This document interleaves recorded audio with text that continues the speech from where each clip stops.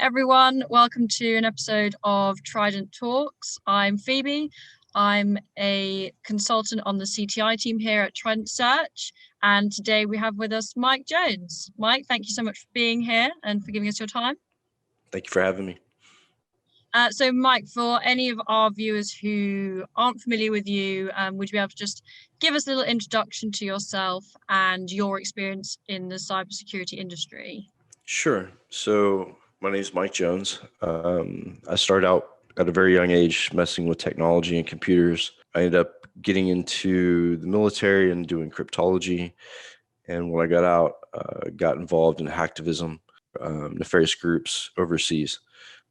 For about 13 years, I conducted operations both on offense and defense. In 2016, the FBI and I had a talk and did some work for them as a confidential informant. And now I spend most of my time helping kids make better cyber decisions, working with the London Met Police and the cyber prevent intervention workshops, and basically just going to schools and universities and talking about opening a dialogue about security and internet risk and stuff like that for people that really need to hear it. Great. That's actually what we're here to talk about today. We're going to look specifically at child safety online in relation to cybercrime. Now, I'm sure lots of people, myself included, when they think of child safety online, it's usually around, sexual predators and that remit. So, and when, they think of cybercrime, again, it's large corporations, data breaches, that sort of thing. So how do the two marry together? How are children involved in cybercrime online? What we're seeing a lot of, and this goes back to the early 2000s, to when online gameplay really became popular and became a form of entertainment. Kids are targets. They're easy to coerce. They're naive, and a lot of parents aren't as tech savvy as the kids are. So it creates an isolation, a buffer, which is part of the grooming process with online predators or hackers or whatever. So what we're seeing is that the grooming going along with kids going into these games and finding ways to cheat, or finding glitches, or finding different nuances within the game to exploit to make it better for them, or to make it a more easily obtainable win when it comes to tournament play. So that's how it really gets started. And then groups identify with these kids, especially the ones with a lot of talent, and approach them to do bigger things, like maybe steal in-game tokens during an app, in an app or a purchase, to steal or hijack people's accounts, which can be monetized and money spent. There's different ways, and really these kids that get online, a lot of them are looking for acceptance, for one. A lot of them are looking for a place to get in and fit in. And especially right now during the pandemic, a lot of these kids can't get out. So you have an overabundance of kids on the internet playing these online games, and along with, so you take that into consideration, and to put things in perspective, right? So Native Americans, when they would chase buffalo across the plains, they would go to where the buffalo were. They're not going to sit back in their village and wait. And that's kind of what predators do. And people are trying to groom these kids. They go to where the kids are at. And right now, there's an overabundance on the internet, and their screen time is basically unlimited because parents are stressed out. They want a break, and so it's an easy break for them. Yeah, and as you say, it's only growing the amount of screen time the kids have, and now it's very normal to have your kids plugged into Fortnite, for instance, with their headsets on, and they're talking to their friends. And I can imagine it's just becoming harder and harder to define who is a friend and, a stranger online who you just sort of spend a few hours with talking to through your headset, and then someone malicious. So what sort of approach do you see these predators, putting into practice to befriend the kids? Whatever way works for them. I've seen multiple ways, and they're not going to stop until they find a method that's successful. I've seen identity fakes as deep as using voice changers during video games, to attract, a specific kid or a group of kids. I've seen them put other kids in the games and recruit them that way. Ones that they've already established within their group or within their organized crime group. So there's a myriad of ways that they can be enticed, right? So a lot of kids, they focus their desire around wanting to play online. A lot of these, streaming services require a monthly subscription or require some sort of, in-game purchase or map packs for different games. So people, organized crime groups and people trying to groom those kids know that. So they approach them with, hey, if you can do this, we can get you a map pack, or we'll get you a lifetime subscription to whatever. So it becomes enticing them. And the kids, they don't know any better. They think I'm in this game. Everybody plays this game as a kid. I've got skills and they're seeing me for my skills, and which they are, but not in a positive light. A lot of kids get wrapped up in that, feeling good about themselves and like they have something to offer, and it ends up going south really quick. Yeah, I can imagine. As you say, you know, children, one, are naive, but two, because of the amount of time that they are spending on technology, they are becoming very skilled. Now, there would be, I'm sure, adults Mhm. who are more skilled, that Mhm. might be more relevant in terms of skill set to cyber criminals. But is it that marriage of naivety with the fact that these kids are have these talents that makes them really ideal targets, and they have Yeah, that sort of screen, literally sort of like an avatar that is normal to approach a child with. yeah, absolutely. I mean, they're becoming more and more believable. There's kids that go missing every day. There's reports of people getting, picked up or abused or even killed by online predators. So it's not a problem that's going away. As a matter of fact, with the pandemic, we're seeing a huge increase in cybercrime, and that's one of the statistics that gets rolled up is cybercrime, crimes against children. So, I mean, with that being said, there needs to be more involvement with not only the parents. I know it's Hmm. difficult for them sometimes, but also with the government, with schools, with internet service providers. Traditionally, internet service providers tend to take a hands-off approach at things. Like, we provide the connection, we don't guarantee security. Well, I think it's about time that, maybe we take a look at that. Maybe they do need to be responsible at some level. Maybe that'll force them to put, tighter restrictions on gaming services and acceptable use policies, because parents can't do it all. It takes a village to raise a child. And if a parent is so far behind the curve when it comes to understanding technology, they're at a complete loss, Yeah. because their kids are light years ahead of them. Yeah, absolutely. And as you say, in the interim, while these internet service providers aren't being accountable for this problem, are there certain things that parents can look out for? Are there sort of like trigger words or phrases or trends, I guess, that these cyber criminals use on kids that can be spotted and that kids can be educated on and parents can look out for? Sure. I've spoken to a lot of parents, and it's really, kids are very predictable, and the telltale signs in their behaviors are very easy to analyze.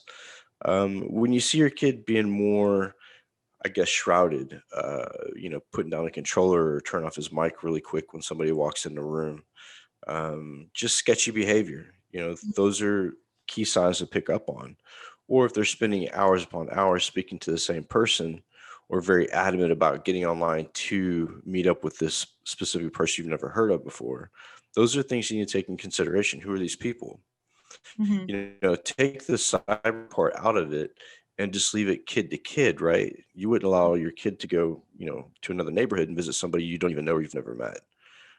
So those things need to be taken into consideration. Yes, it's a cyber world, but those cyber decisions and cyber functions have physical consequences sometimes. Mm. And I think a lot of parents don't understand that. Oh, well, they'll never find me because it's the internet. Well, Yeah. these predators do find these kids, based on IP address, based on gaining trust with those kids and getting more pertinent personal information, identifying information from those kids. They're good at what they do.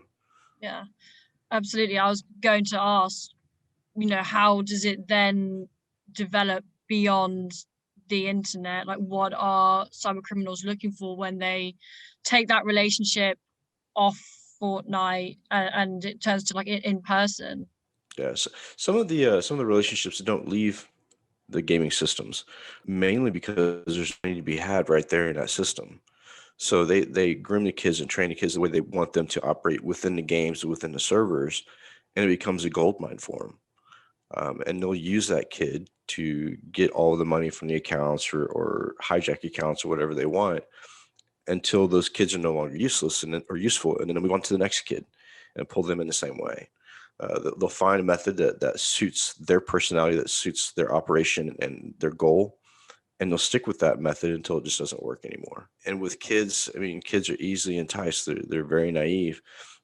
I was talking to one parent, and they said, it's strange, but my 15-year-old son, every time I walk in the room, he's shutting the console down. Hmm.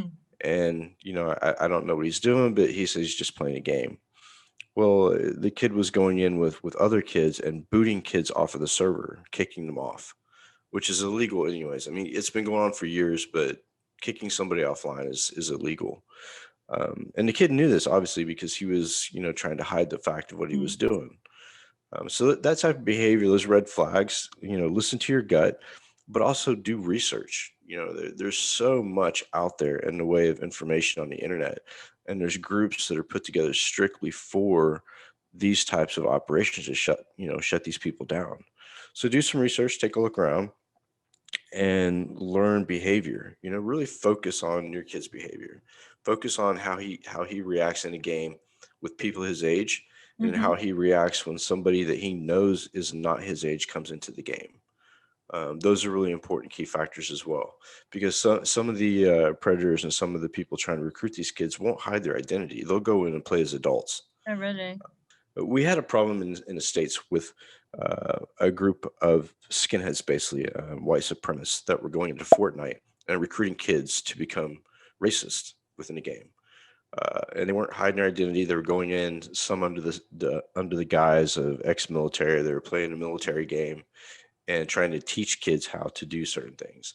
So, I mean, just be careful of who they talk to. Get involved. I can't stress enough about getting involved. Mm-hmm. And I know it's hard for some parents. We're dealing with a gaming service, stuff that parents probably don't know a whole lot about, and they're already at a disservice with when it comes to their kids' gap in technical knowledge. So they're light years ahead, like I said before. And on top of that, not only do you have the temptations online, not only do you have the people trying to groom the kids, but there's also a certain percentage of those kids that deal with neurodiversity, which is a completely different problem among itself. So you combine that and not understanding social cues and not understanding, is this person really my friend? And you combine that with being recruited or groomed, it makes things very difficult for that kid because they're at a social disadvantage already. And understanding what's going on online can be really difficult, even if you aren't neurodiverse. Understanding tone from text. I mean, how many of us have had problems deciphering tone from a text or tone from Mm. email? Same thing with kids, but they're even further naive when it comes to that adult social interaction. So just, I mean, keep an eye on the kids. Yeah, absolutely. As you say, it's probably a lot easier to spot the change in interaction when they're aware the person they're dealing with is an adult. But Right. is there anything that can be looked out for if the predator, as you say, is using a voice change, is saying they're 13, is sort of using cultural references that kids would know? Yeah, what can sort of be done in those situations? Because I can imagine that kids are, build that relationship, think they're friends, and the kids are just as naive as the parents, and then it becomes a bit too late and too far down the line when the predator starts asking them to do these things that make them feel uncomfortable.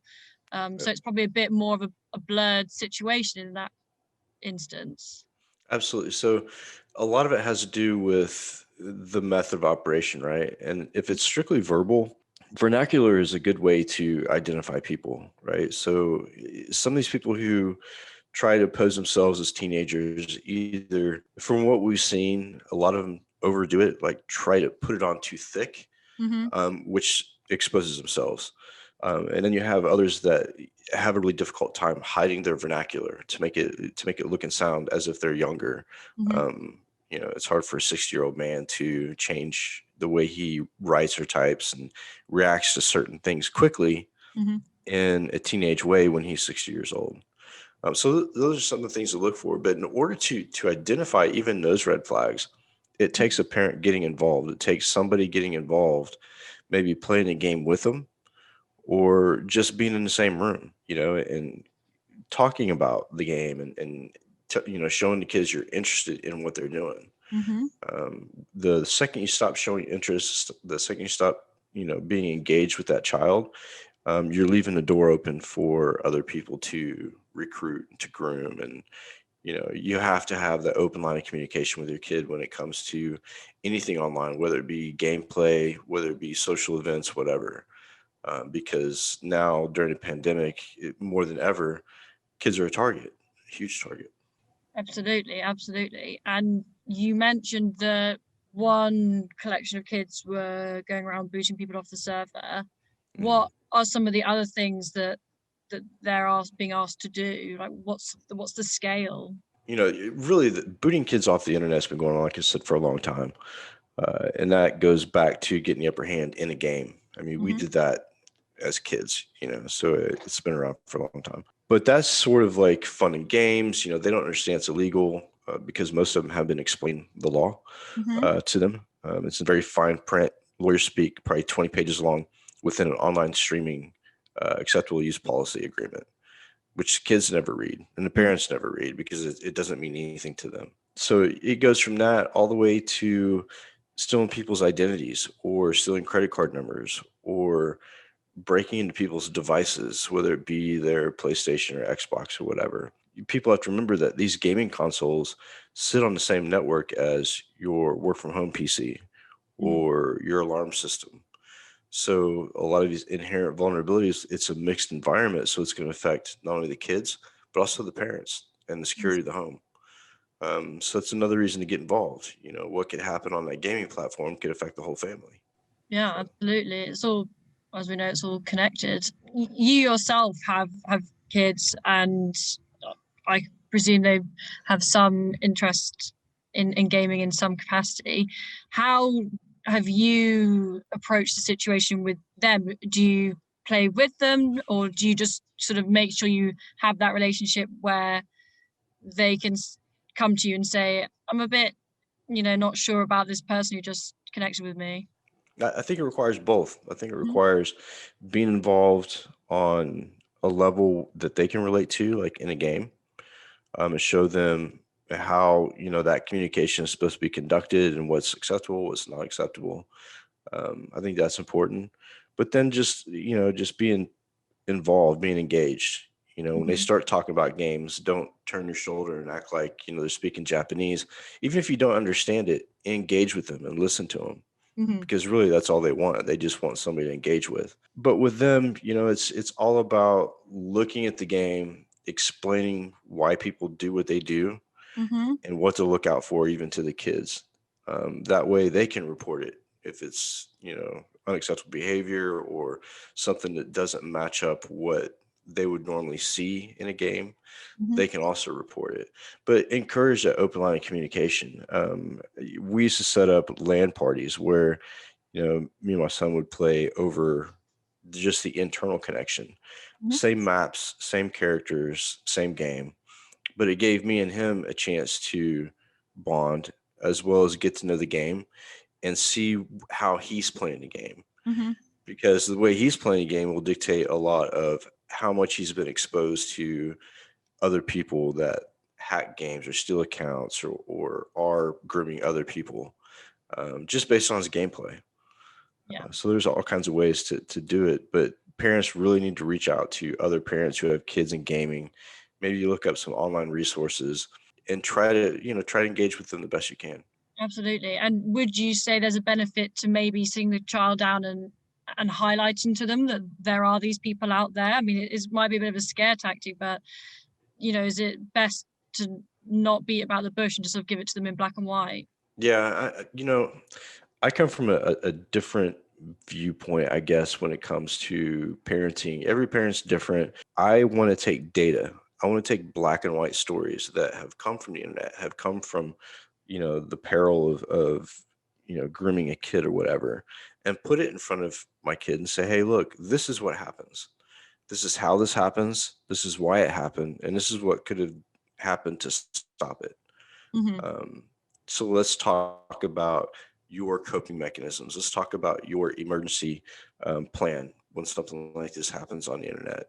I want to be involved. I want to help you build this plan so that when something happens, I can keep you safe as well as you can keep yourself safe. So again, communication is key, and I think you really have to look over all aspects because gaming developers, gaming systems, ISPs are not going to do that for you. They're in a business to make money, not to safeguard kids. They're there to provide a service, and they've made it very clear that they'll support whatever. But as far as being proactive, I haven't seen a lot of companies being proactive in helping secure kids on the internet. Yeah, they slap a sticker on the box saying a 17-year-old is able to play this, but nobody younger than 17. Which I mean, they've been doing that on music and CDs since we were kids, and it's never stopped anybody. So they need to step up the game a little bit when it comes to identifying individuals signing up for the service. They need to put more people online in those games to monitor traffic and monitor chatter between individuals. And some people may say, yeah, but that's a breach of privacy because I'm an adult. I don't want people sniffing into my conversations. If you're an adult and you're in a game and you're talking to a 10-year-old kid, I think your conversation needs to be chaperoned and listened to. I don't think it should occur anyways. I think that the voice chat and video chat should be regulated in a way that minors aren't exposed to adults online. But again, that's going to take some engineering on the gaming side and the ISP, which is going to cost them money. So, it's what are they going to pay for really? It feels sort of the first step, I guess, to sort of address this issue is to look at the massive gap between the knowledge around technology from parents' generation and then the kids' generation. And you've mentioned, the importance of cluing yourself up or of educating yourself.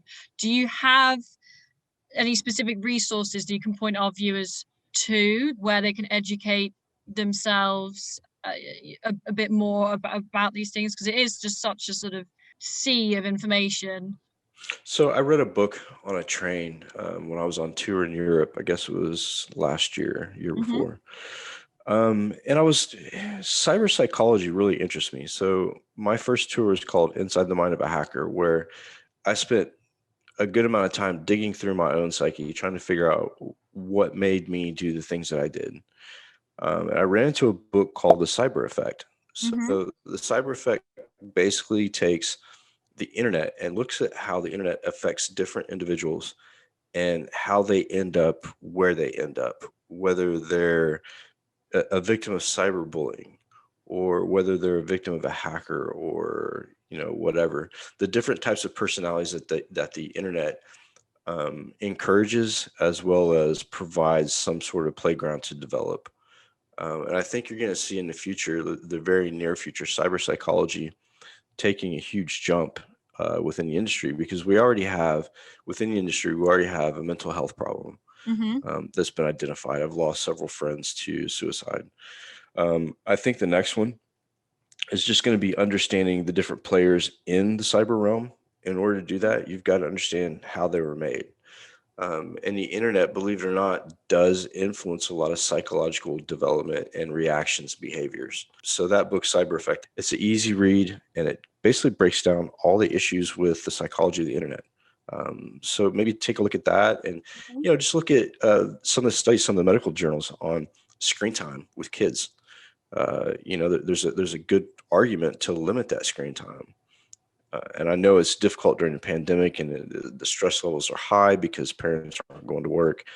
Uh, but you can make this fun as well. Like I said before, you can create your own, inside the house network to play with your kids. You don't need to let them, play on adult servers or whatnot. And this gives you time out of your schedule, take a break, get a breather, and actually get closer to your kids.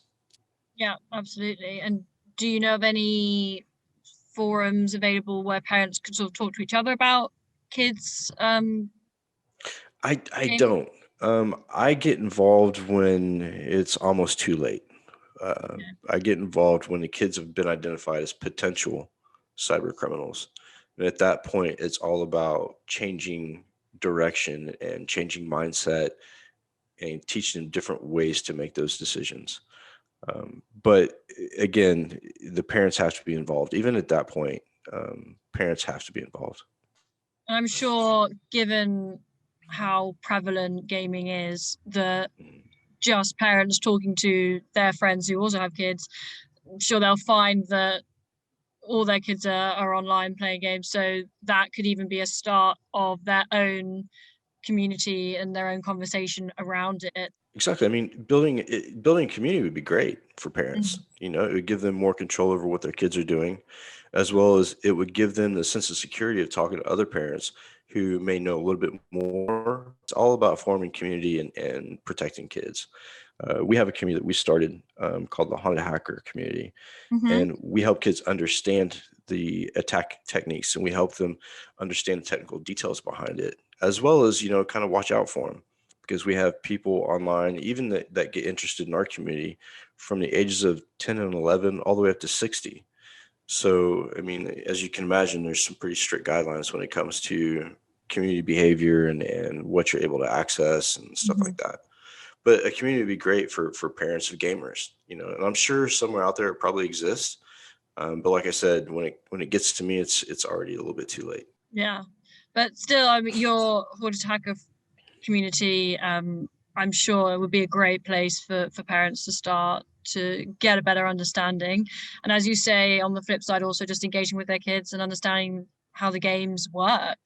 That and the law, if the UK and US did a better job at taking the Computer Misuse Act or the Computer Fraud and Abuse Act and explain it to the children in a way that they can understand, in a way that they can consume it, then I can see going to a door and serving a warrant on a 12-year-old if that 12-year-old has already been, through the course, got certification, says I know what illegal activity is on the internet, and they still break it.